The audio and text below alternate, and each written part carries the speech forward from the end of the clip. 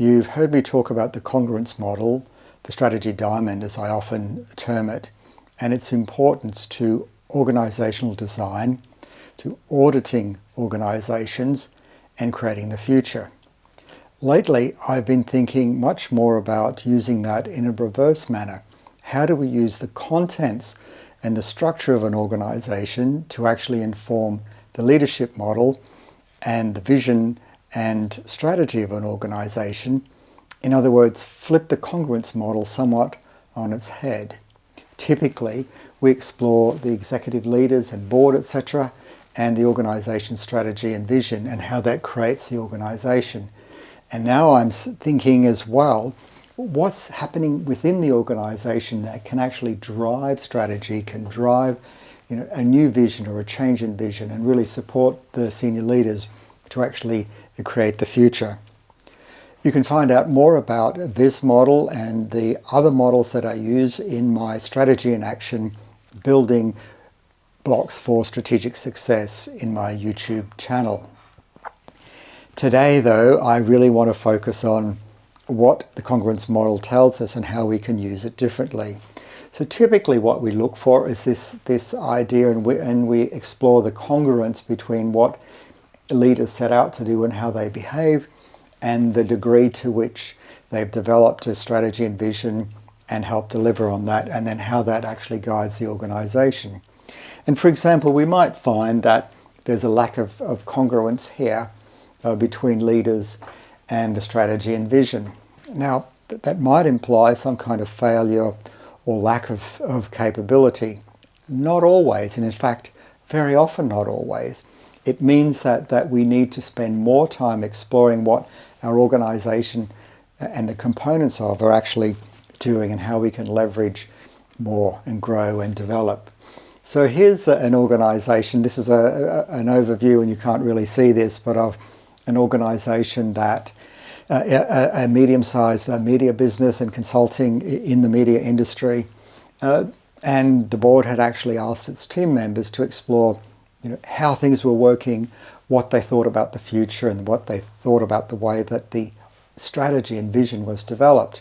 And here's a really fascinating statement that came back to the board and the executive leadership team, and I'll read it out to you. It says, "There appears to be an appetite for new business models.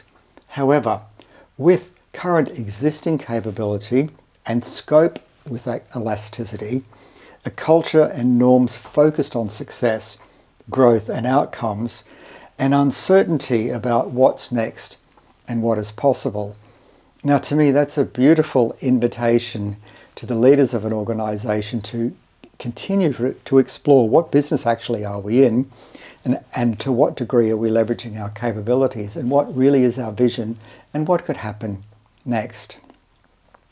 Here's another example. So this is from a global organisation, a global corporation who had built in the resources industry, just by the way, had taken on the largest project that they had to that stage. So 4 core components of the project, this resource project, and 4 critical functional teams that were operating. So we actually separated out, so each of the functional teams did their own congruence model audit, so we could actually see how each of those felt about and how their performance was.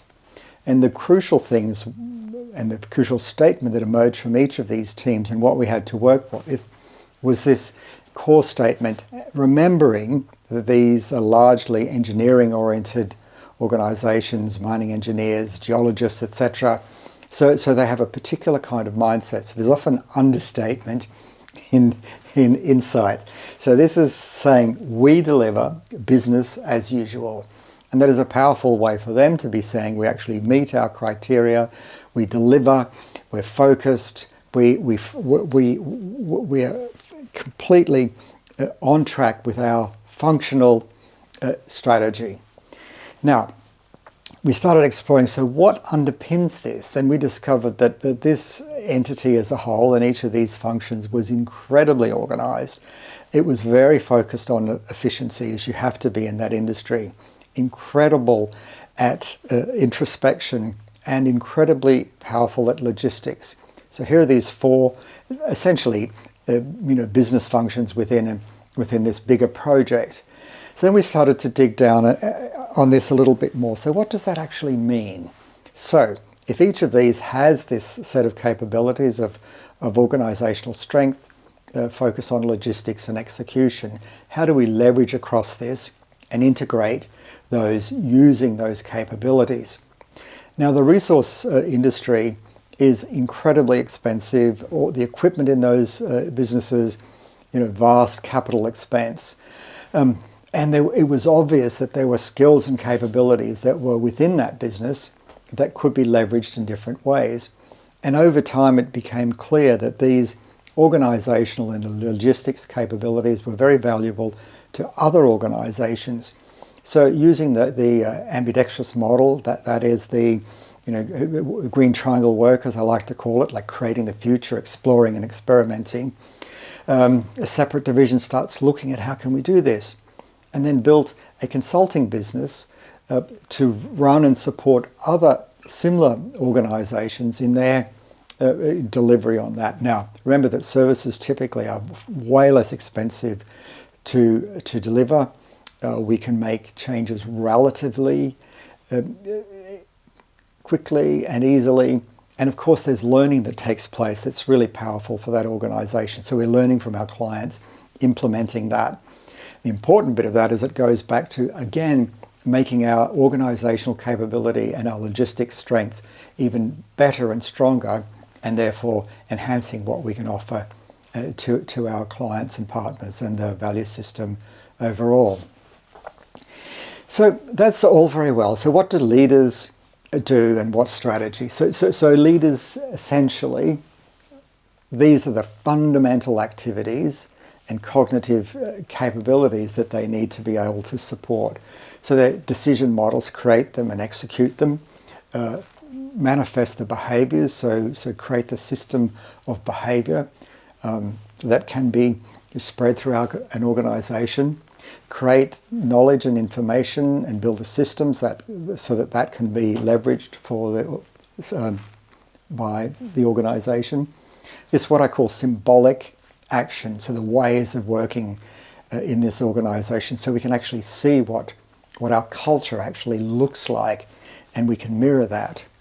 And an important part of that also is cultural design. I think one of the critical functions of senior leaders is to actually design the culture that is going to enhance performance and longevity in any kind of entity. It can even be in a family, any kind of team, a sports team, philanthropic organization.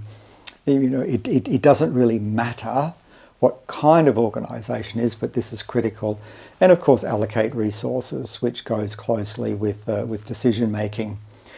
And then from a strategy and vision point of view, so what business are we in? How will we thrive? How will we be sustainable? And what is our vision? So what is it that we communicate internally and externally into the world at large about what it is that we set out to achieve and why we matter?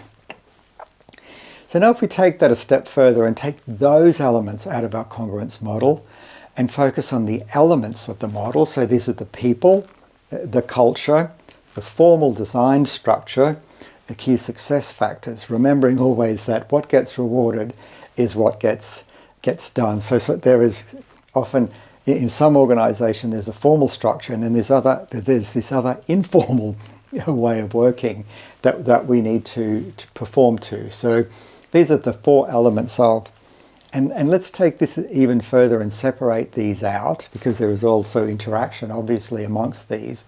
But let's ignore that for the moment and let's find a way to actually explore each of these separately. So in terms of our people, it's critical to understand what drives success and what it is that our people do to deliver on success. And so dig deeply down into these success case studies of teams and core individuals to see what is it that they bring, that they do, their attitude and motivations that actually drive success. So deeply understand the competencies, deeply understand what competencies we need to achieve our current vision and strategy. How are our people motivated? What is it that's really important to make them get up and go and do what they need to do every day? And how motivated are they? How does that fit into success? And deeply understand this.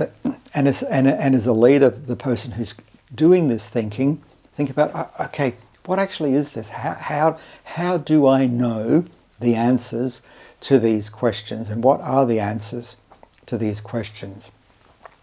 And then the key success factors. So what specific tasks have to get done to implement the strategy? What does success look like around here? And then how do we know? So if we're expecting, we set our key performance indicators, we know what it is that we want to achieve, we want to be sure that that's where we're getting, we want to be sure that they're actually the right success factors. Are we actually measuring and putting in place these goals that are actually going to fit with? And sometimes our people are actually creating and achieving things that may not be directly aligned with what we expect, but they may be really powerful and useful things in our organization, and we need to understand that. We need to understand why people are doing that, and how can we leverage that, and how can we reward that. And of course, every organization has a formal structure. Sometimes it grows informally, so it kind of happens and it's organic. In some organizations, it's quite specific. It depends on the nature of the senior leaders and their mindset and mind view and how they view people and how organizations grow.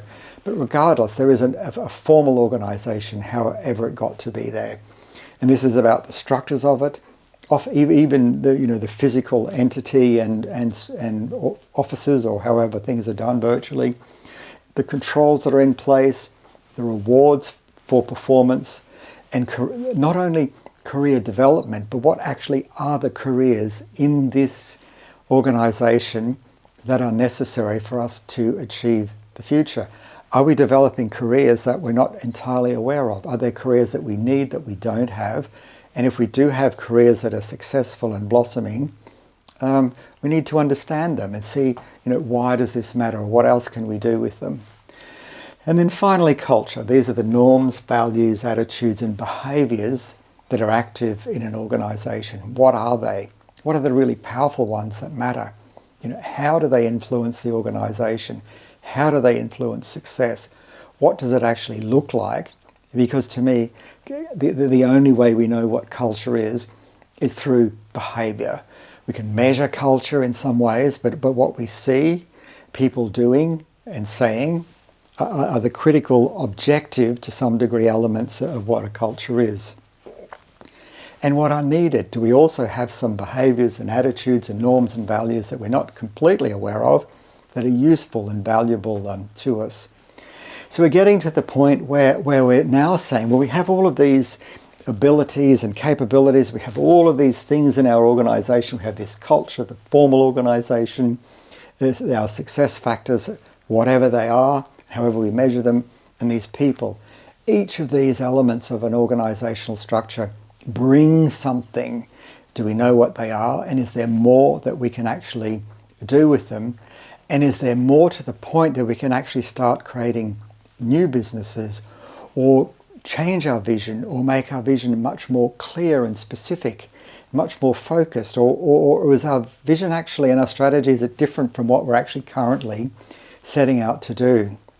Importantly, sometimes it's our clients or customers or users or our core stakeholders who might be more aware of this than we are, because we're busy doing what I call this blue circle work, this business as usual, but enhance it and grow it and refine it, as the folks in the resort business were incredibly good at doing. But senior leaders also, and core people, in fact everybody in organisation, wants to be doing what they need to be doing, and also exploring and experimenting. Some people in tiny ways, some people in extraordinarily large ways, but it's essential that we're doing this. And if we move our head now, you've explored your organisation, you have these 4 levers essentially people, culture, structure, and success measurement. And so what else can we do with this? What can we refine and find and explore? And then we start to ask new questions. So we go back here. So we're putting our thinking from a leadership model. So we create the decision models, we implement them, we inculcate behaviours that are valuable to us. We create these symbolic ways of doing things. We allocate resources. We design the culture. We might have to design a new culture, but we want thinking. And we're going to start asking ourselves a set of questions that are so critical. And at this point, often this is so cathartic and often it's quite confronting. And it's very visceral, I should say. I've seen this many times where there's just this realization. And sometimes it's just this absolute questioning, literally, of what business are we in, what business could we be in, what could we actually be doing that's valuable to us and those whom we serve in whatever capacity, and how will we thrive? The inference here is that we're not going to be able to continue doing things exactly as we are or in the same business, but how will we thrive and what does that look like? And for whom, including the people in the business? And how could we compete, or if sustainability is the more appropriate term for that, long term, how are we going to do that? And what is our vision? Do we actually have a clear vision now? Do we understand it? Is it the vision that our congruence capacity says that we could or should have? So there's this real question about our strategic entity and our vision. And the powerful bit of this is that we have all of these insights of our people, our culture, our systems in the organisation, and the way that we reward success, and what success looks like, that we can really explore this. We kind of need to go up. A lot of people call this the helicopter view. We get out of our business and we just explore it with a different mindset, a different approach, different time, often in a different location, to actually do this and truly, truly understand this. Something I didn't say a little earlier when I was talking to you about the resource business.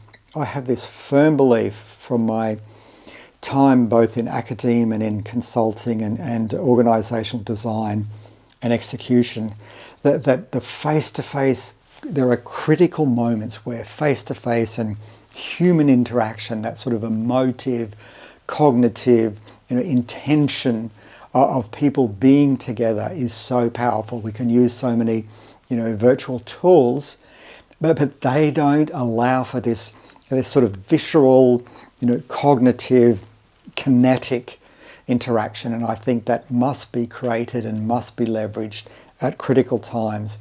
Often, of course, it's way more expensive than other models. And I would like to put forth the premise that most of the time the outcome is far more valuable far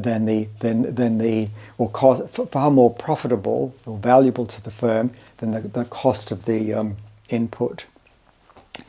Now, I love tapestries. I don't know why or how I developed this, but tapestries have been used for centuries to tell great stories. So here's one that I see really often. And the power of tapestries usually is that they're telling the actions and they're showing the capabilities. They don't necessarily always show the outcome. But in this tapestry, we have some people over here who are celebrating some success. We have an orchestra and a band here, so these are the people, the cheerleaders, and also the people who are actually, pushing things on.